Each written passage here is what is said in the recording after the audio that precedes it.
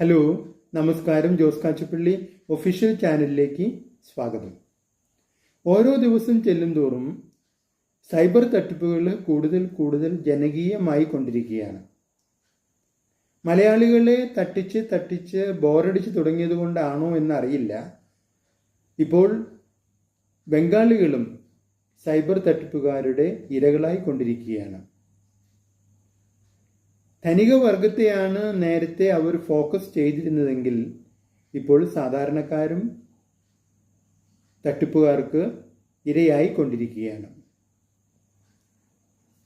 ഇന്നലെ വൈകുന്നേരം ഞാൻ നാട്ടിലെത്തിയപ്പോൾ കവലയിൽ ഒരു ബംഗാളിയുടെ ചുറ്റും കുറച്ച് ആളുകൾ നിൽക്കുന്ന കണ്ട് വിവരം അന്വേഷിച്ചതാണ്. അപ്പോഴാണ് അറിയുന്നത്, നാട്ടിൽ കഠിനാധ്വാനം ചെയ്യുന്ന ബംഗാളിലുള്ള ഭാര്യ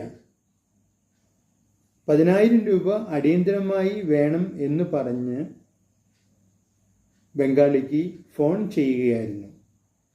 വിവരം അന്വേഷിച്ചപ്പോഴാണ് അറിയുന്നത്, ഭാര്യ വാട്സപ്പിൽ പരിചയപ്പെട്ട ഒരാൾ 3 ലക്ഷം രൂപ 2 ദിവസത്തിനുള്ളിൽ കൊടുത്താൽ അത് 6 ലക്ഷമാക്കി ഇരട്ടിപ്പിച്ച് മടക്കി നൽകാമെന്ന് വാഗ്ദാനം ചെയ്തു.